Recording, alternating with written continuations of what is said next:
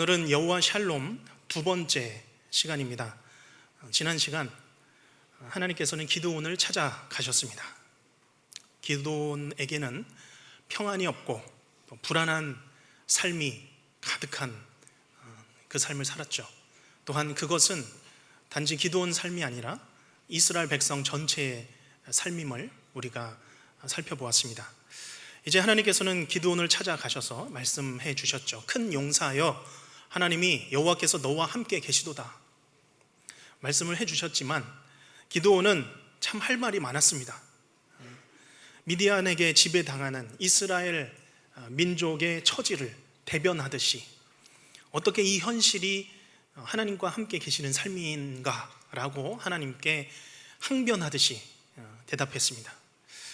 그래서 사사기서를 주예한 어떤 성경학자는 이런 어둡고 답답한 현실 가운데 살아가는 이 사사시대 사람들, 그래서 이 사사기서의 주제를 엔샬롬의 교향곡이라고 붙였습니다. 먼저 샬롬이라는 뜻은 우리가 잘 알고 있습니다. 단순하게는 평안, 평화의 의미와 함께 이 평안과 평화가 우리에게 주어지면 온전하게 되죠. 완전하게 됩니다. 하나님과의 관계 회복으로부터 오는 이 은혜의 충만한 삶을 우리가 이 샬롬이라는 이 안에서 경험하게 되는 것이죠. 그런데 엔샬롬은 무엇입니까? 샬롬 앞에 n이 붙는 거죠. n이라는 것은 부정의 의미입니다. 아니라는 거죠. 엔샬롬, 즉 샬롬이 아닌, 샬롬이 부재하는 그런 삶이라는 것입니다. 그래서 엔샬롬의 교향곡이라고 표현했습니다. 구약에서 이런 엔샬롬의 삶이 참 다양하게 나타납니다. 대표적으로 이스라엘이 포로된 삶, 얼마나 답답하고 고생하고 있습니까? 어려운 경제 상황, 서로 갈등하며 소수 권력자들의 탐욕이 백성들의 삶의 질서를 다 무너뜨리는, 파괴하는 그런 삶, 나라 전체에 불공정한 법이 적용되고 폭력과 횡포가 가득한 상황, 그것이 샬롬이 아닌 상태, 샬롬이 없는 상태라 하여서 엔샬롬이라고 부른 것입니다. 그러나 한편 이러한 궁핍과 고통과 불안이 가득한 이 엔샬롬의 시대에는 정반대로 이 안정된 삶에 대한, 샬롬에 대한 소망과 기대가 싹트기 시작합니다. 엔샬롬으로부터 샬롬으로 만드실 그 하나님의 구원을 기대하는 것이죠. 하나님께서는 이 불행한 과거를 역전시키셔서 새로운 내일을 주시는 분이시기 때문입니다. 오늘 우리의 삶이 채워지지 않고 막연하며 충족되지 않은 것 같은 그런 엔샬롬의 삶 같은 곳에 우리가 머물러 있다면 오늘 주어지는 말씀에 집중해 보시길 바랍니다. 하나님께서는 오늘 이스라엘 백성들처럼 이 앞에 엔을 제거하신 샬롬의 땅을 준비하시며 여호와 샬롬의 충만한 은혜를 예비하고 계실 줄로 믿습니다. 우리 여호와 샬롬의 하나님께서 우리를 평안으로 또 은혜 충만한 삶으로 역전시키실 것을 기대하고 소망하시는 오늘 주일이 되시길 간절히 바랍니다. 14절 말씀에 보면 여호와께서 기드온 향하여서 이르시죠. 너는 가서 너의 힘으로 이스라엘을 미디안의 손에서 구원하라. 내가 너를 보낸 것이 아니냐라고 말씀하셨습니다. 기드온을 찾아오신 이유를 본격적으로 말씀하신 것입니다. 구체적인 사명이죠. 이스라엘을 미디안의 손에서 구원하라. 그리고 이제 오늘 그 이야기를 들은 기드온 말씀으로 이어집니다. 15절 말씀이죠. 같이 읽겠습니다.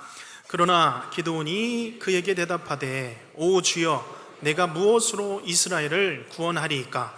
보소서, 나의 집은 므낫세 중에 극히 악하고 나는 내 아버지 집에서 가장 작은 자니이다 하니. 아멘. 여기 15절에 반복돼 보이는 단어가 있죠. 내가, 나의 집은, 그렇죠? 나는 내 아버지의 집에서 라는 단어들입니다. 지금 기드온은 첫째로 내 자신의 부족함으로 하나님의 말씀에 반응하고 있습니다. 내 자신의 부족함으로 반응하는 것이죠. 내 모든 관심이 내 능력과 내 힘에 집중되어 있습니다. 하나님은 하나님이 주시는 그 힘으로 가자라고 그러는데, 내가 나를 보니 나는 부족하고 내 집안도 가진 게 없다라는 것입니다. 나는 무능력하다는 것이죠. 나는 연약해서 아무것도 할 수 없는 사람인데 가능하겠느냐라는 것이죠. 어떤 주석가는 여기에서 참 번거로운 과정이 일어난다라고 표현합니다. 이 기드온이 참 한 번에 안 된다라는 거죠. 그렇죠? 이와 비슷한 상황이 모세에게도 있었습니다. 출애굽기 3장 11절 말씀에 보면, 모세가 하나님으로부터 사명을 받은 후에도 모세도 같은 방식으로 대답을 합니다. 출애굽기 3장 11절 말씀 자막으로 보면, 모세가 하나님께 아뢰되 뭐라고 합니까? 내가 누구이기에 바로에게 가며 이스라엘 자손 애굽에서 인도하여 내리까. 힘들고 또 감당하기 어려운 일들을 만나게 되면 누구나 이 버거워하는 마음을 가질 수 있습니다. 아프면 울고 답답하면 슬프고 또 무서운 것이 달려들면 도망가는 게 사람입니다. 문제는 나의 불행한 과거에 끝도 없이 잡혀 사는 것이 문제입니다. 내가 누구이기에, 그렇죠? 내가 누구이기에 그 일을 맡을 수 있냐는 것입니다. 나는 하나님의 사랑을 받을 자격도 없고 주의 일을 감당할 그릇도 안 되는데 내가 누구이기에 이것을 받겠냐라는 것입니다. 그러나 우리는 기억해야 합니다. 과거의 불행한 나와 주가 주시는 힘으로 감당하는 이 주의 일, 이것은 다른 문제입니다. 내가 실패한 삶을 살았다고 주의 일을 감당하지 못할 것은 아닙니다. 전혀 아닙니다. 현재 내가 가지고 있는 내 능력, 내 배경, 이것과 하나님의 일을 하는 것은 상관이 없는 문제입니다. 기드온은 지금 이것을 혼동하고 있는 것입니다. 내 힘으로 하나님의 일을 하는 것이다 라고 착각하고 있는 것이죠. 기드온에게 있어서 그 인생의 가장 큰 기준은 힘의 크기입니다. 숫자입니다. 숫자. 그래서 이제 하나님께서는 이 기드온의 힘을 내려놓는, 숫자를 내려놓는, 힘 빼는 훈련을 하십니다. 내 힘으로 전쟁에서 이기는 것이 아니라 하나님 힘으로 이긴다는 것이죠. 내 힘으로 내 삶을 살아가는 것이 아니라 하나님 나라에서 하나님의 백성으로 하나님이 주시는 힘으로 우리가 살아간다라는 것이죠. 이것이 다음의 미디안 전쟁에서 아주 가장 크게 드러나죠. 전쟁을 하기 전에 이제 사사기 7장 2절에 보면 하나님께서 기드온에게 말씀하십니다. 자막으로 보시면, 여호와께서 기드온에게 이르시되 너를 따르는 백성이 너무 많은즉 내가 그들의 손에 미디안 사람을 넘겨주지 아니하리니. 같이 읽겠습니다. 이는 이스라엘이 나를 거슬러 스스로 자랑하기를 내 손이 나를 구원하였다 할까 함이니라. 아멘. 기드온아, 이제는 좀 사람의 힘과 숫자 의지하지 말라. 썩은 이 사람 밧줄 좀 내려놓으라 말씀하는 것입니다. 그러면 무엇을 의지하고 가라고 말씀하십니까? 16절 말씀이죠. 우리 다시 한번 같이 읽겠습니다. 여호와께서 그에게 이르시되 내가 반드시 너와 함께 하리니 내가 미디안 사람 치기를 한 사람을 치듯 하리라 하시니라. 아멘. 내가 반드시 너와 함께 하리니. 오늘 이 약속이 우리 심령에 또한 우리 가정에 선포되는 하나님의 말씀으로 받으시기를 주님의 이름으로 축복합니다. 기드온이 자신은 약하고 작은 자라고 했더니 아니다, 하나님의 일은 내가 반드시 너와 함께 하겠다, 이 힘으로 하는 것이다 라고 말씀하고 있는 것입니다. 여호와 내가 함께하면 미디안 사람 치기를, 그 군대를 치기를 한 사람 치듯 하리라. 조금 전에 봤던 출애굽기 3장 말씀 가운데서 모세에게도, 모세가 내가 누구이기에 말했을 때 3장 12절에서 동일하게 말씀하십니다. 우리 자막으로 같이 읽겠습니다. 하나님이 이르시되 내가 반드시 너와 함께 있으리라. 아멘. 여기까지입니다. 하나님이 이르시되 내가 반드시 너와 함께 있으리라. 요즘 이 말씀 많이 들으셨죠? 우리 마음 가운데 끊임없이 확신해 주시는 말씀입니다. 부르심을 받은 하나님의 사람들, 기드온이나 모세나 어쩜 이렇게 한결 같을까요? 그러나 하나님께서 이런 사람들을 부르십니다. 하나님께서 부르는 사람들이 바로 이런 사람들입니다. 대단한 사람들이 아니죠. 능력이 출중해서 하나님 일을 할 수 있는 것이 아닙니다. 그래서 고린도전서 1장 27절에서 29절에서는 말씀하고 있습니다. 하나님께서 택하신 사람들이 누구입니까? 하나님께서는 미련한, 자막 보여주시고요, 하나님께서는 미련한 사람들을 택하십니다. 그리고 세상에 약한 사람들을 택하십니다. 그리고 28절에 하나님께서 세상에 천한 사람들을 택하시고 멸시받는 없는 사람들을 택하셔서 있는 사람들을 패하게 하시려, 이는 아무 육체도 하나님 앞에서 자랑하지 못하게 하려 하심이니라. 아멘.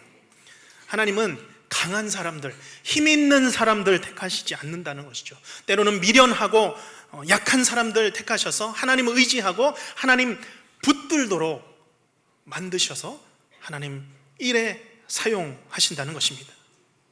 우리는 신앙생활 하다가 힘들 때가 있습니다.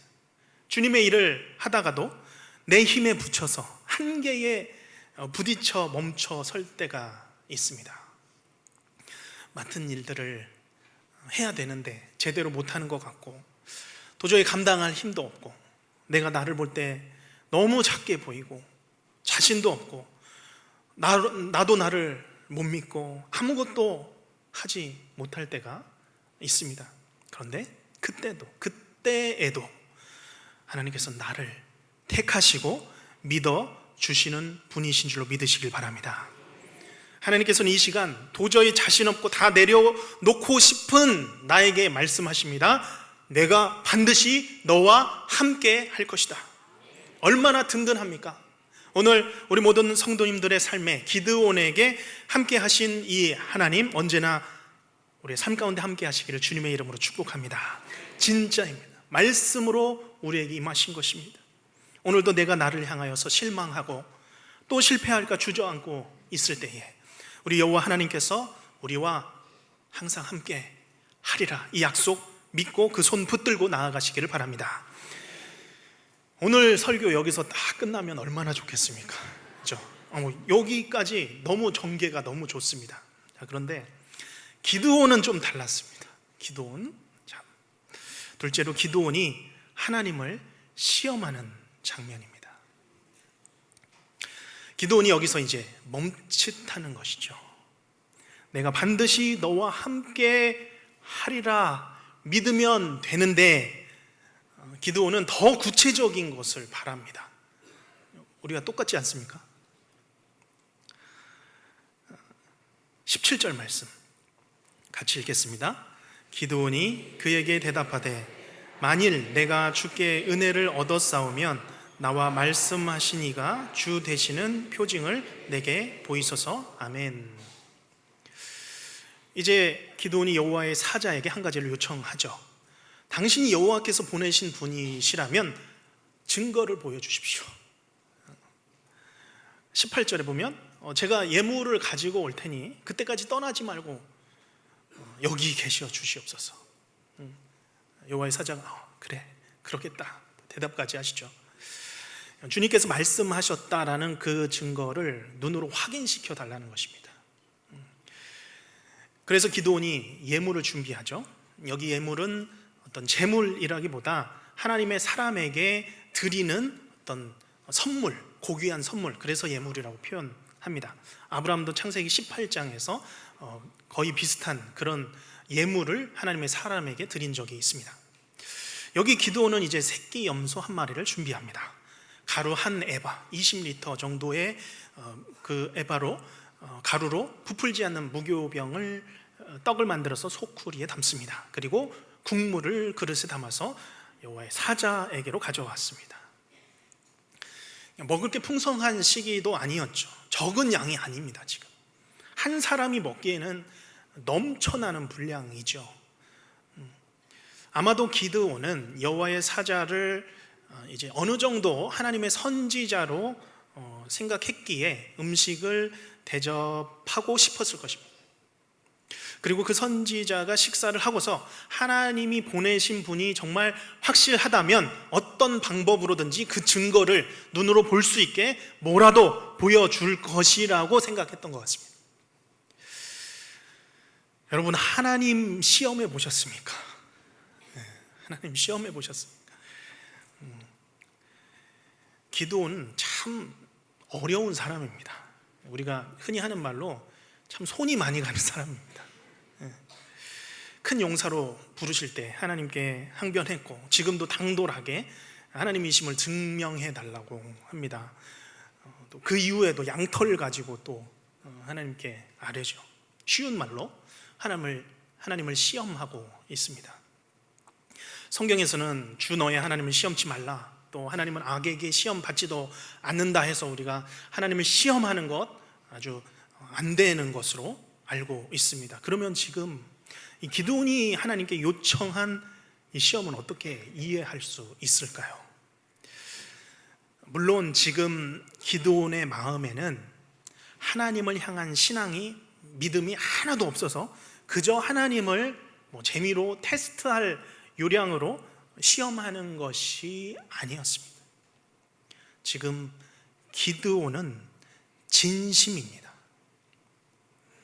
하나님께서 이 시간 기드온의 시험을 받아주신 이유는 기드온이 자신이 부족한 것을 진짜로 진심으로 통감하고 있기 때문입니다. 기드온 자신은 이 일이 정말 내가 정말 감당할 수 있는 일인가, 하나님께 그 약속의 확인을 받고 싶었던 것입니다. 기드온도 그렇지만 우리의 생각 깊숙한 곳에서는 하나님이 일을 할 때는 좀 유능한 사람이 하나님의 일을 해야 되는 것이다 라고 하는 그런 생각이 우리 마음 가운데 있습니다. 그래서 내 자신이 때로는 무능하다고 느끼는데 하나님께서 그 자리를 세워주실 때, 또 감당해야 될 위치에 어떻게 서게 됐을 때에 이런 생각을 하게 되죠. 내가 괜히 우쭐대는 마음에 그냥 승낙을 한 게 아닌가, 내가 그냥 몰려서 이 자리에 서게 된 거 아닌가, 유능한 사람 많은데 내가 괜히 나선 거 아닌가 라는 생각이 들 수가 있죠. 이런 생각 안 드셨습니까? 내 안에 아직 확신이 없는 상태입니다. 그래도 이 지금 기드온은 나은 것은 사사로 부른 그 자리를 거절하지는 않았습니다. 못하겠다고 그러면서 떠나지는 않았죠. 하나님이 확신을 주시면 하겠다입니다. 확인해 주시면 하겠다입니다. 그래서 하나님께서는 기드온에게 남아있는 이 불확신의 이 부분을 확신으로 채워주고자 기꺼이 기드온의 시험을 받아주신 것입니다. 도마가 그랬죠. 부활하신 예수님의 소식을 들었습니다. 귀로 들었습니다. 그러나 그 현장에 없었죠. 그래서 그는 말했습니다. 예수님의 손과 옆구리 못자국, 내가 그거 보지 않고는 믿지 않겠다. 때를 썼습니다. 안 믿겠다가 아니라 내가 보면 내가 믿겠다라는 거죠. 보여달라는 것이죠. 이에 예수님께서는 도마 앞에 나타나셔서 옆구리를 내어주시고 손을 내어주시고 만지게 하시고 믿게 해주신 것이죠. 의심의 부분을 채워주니까 그는 감당하지 못할 사도로 하나님께 쓰임을 받은 것입니다. 그렇기 때문에 지금 기드온은 하나님이 계신 것을 부정하는 것이 아닙니다. 그저 하염없이 부족한 자신, 불행한 과거에 얽매여서 앞으로 나아가지 못하는 불확신 때문에 나아가지 못하는 그 부분을 해결함 받기를 원했던 것입니다. 그래서 하나님께서는 그런 손 많이 가는 기드온, 쓰시려고 그 요청 받아주시고 응답해 주신 것입니다. 하나님께서는 이와 같이 실제로 우리의 삶에서 이런 방식으로 성도의 믿음을 성장하게 하십니다. 저도 기드온 같이 정말 수많은 기도의 경험들이 있습니다. 다 나열할 수는 없지만 정말 하나님께서는 필요한 순간마다 때로는 어리석은 저의 요청과 또 기도 제목에도 응답해 주셨습니다. 그리고 그것이 그때마다 제 신앙의 분기점이 되었습니다. 그 상황을 이기는 믿음을 주신 것이죠. 질병과 위급한 상황 속에서 주를 믿는, 의심하는 게 아니라 주를 믿는 그 꽉 찬 믿음으로 하나님께 요청하게 하시고 또한 하나님께서 응답을 주시면서 크고 작은 기적과 같은 경험을 하게 하신 것입니다. 왜 하나님께서는 이런 기드온 같은 저 같은 사람들을 기도에 응답해 주시는 것입니까? 하나님께서 쓰시기 위함입니다. 하나님 나라를 위한 한 성도로 자라가게 하시고 성장하게 하셔서 하나님 나라의 동역자로 사용하시기 위한 것입니다. 우리가 하나님을 시험할 수는 없습니다. 하나님을 시험하라는 것이 아닙니다. 그러나 오늘 기드온 같이 꽉 찬 믿음 가운데 하나님께 확인받고자 함으로 이끌리는 순간이 있습니다. 하나님께 요청하는 시간이 있다라는 것이죠. 이런 확인의 과정을 통하여서 하나님을 향한 믿음의 관계가 더 확실해집니다.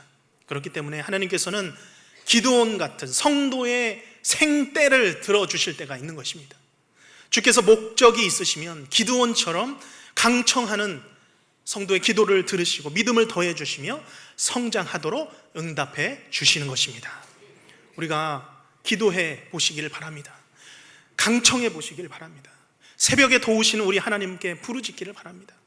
시간을 내어서 오늘 기드온의 기도와 같이 주님, 만일 내가 주께 은혜를 얻었사오면 나와 말씀하신 이가 주 되시는 표징을 내게 보여주시옵소서. 단순히 하나님을 시험하기 위한 것이 아닙니다. 내 욕심을 이루고자 함도 아닙니다. 하나님의 선하신 그 계획에 순종하고자 하는 그 믿음으로 기도할 때에 하나님의 선하신 응답을 받으시는 모든 성도님들이 되시기를 주님의 이름으로 축복합니다. 이제 표징을 보여달라는 기드온, 그가 예물을 가지고 오죠.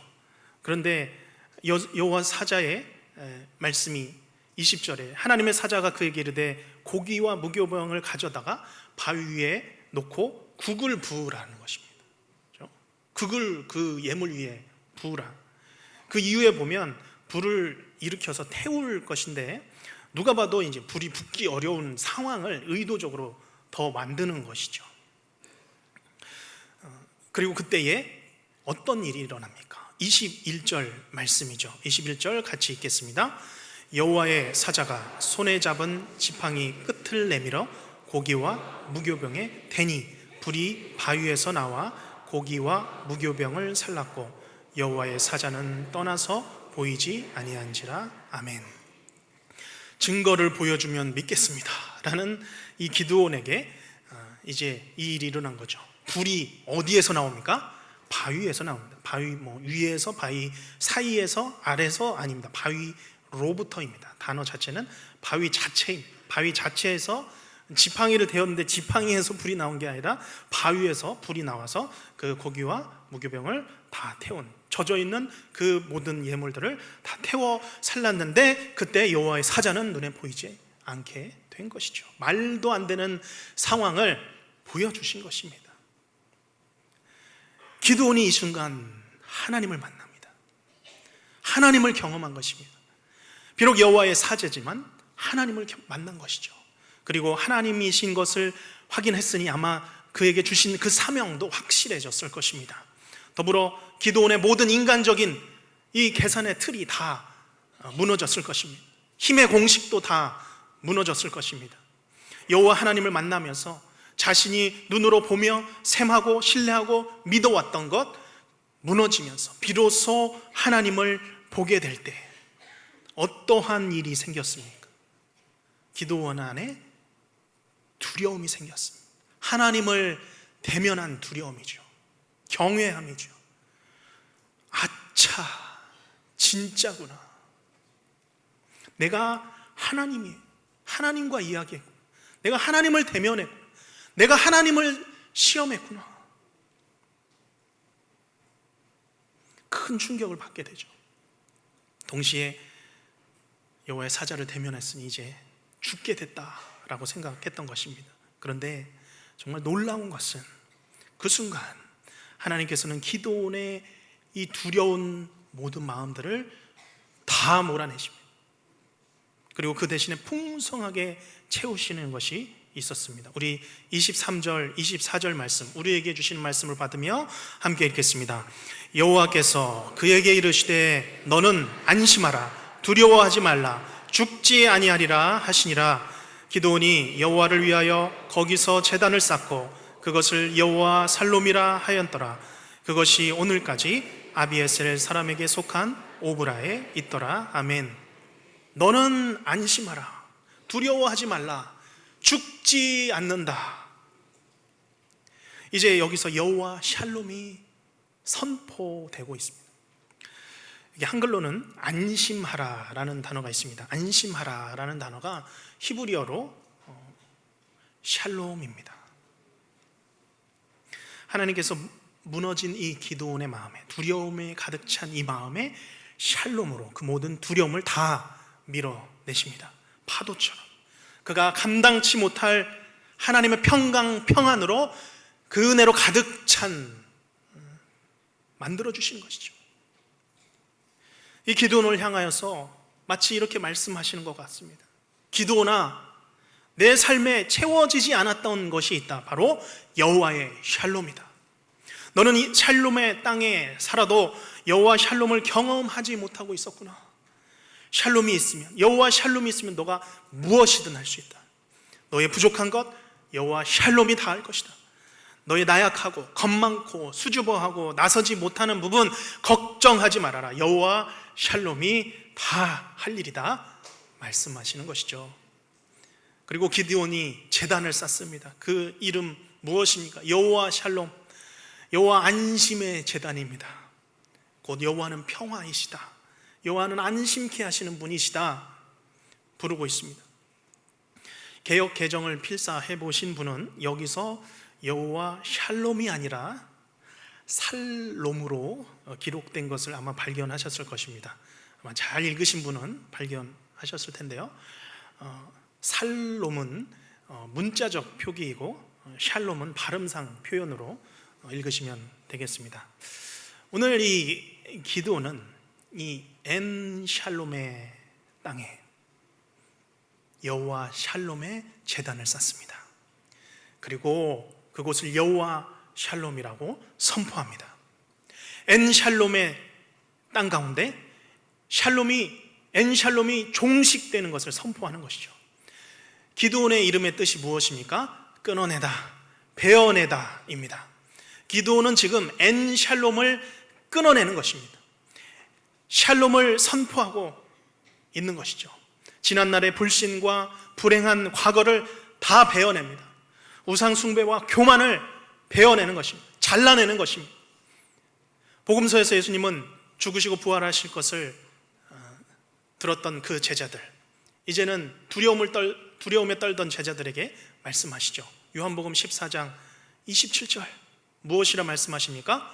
평안을 너희에게 끼치노니 곧 나의 평안을 너희에게 주노라. 같이 읽겠습니다.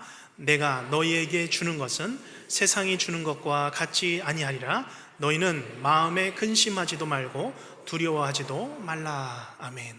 평안이 들어올 때에 근심은 물러나고 두려움은 다 물러나는 것입니다. 평안은 모든 걱정과 근심을 끊어냅니다.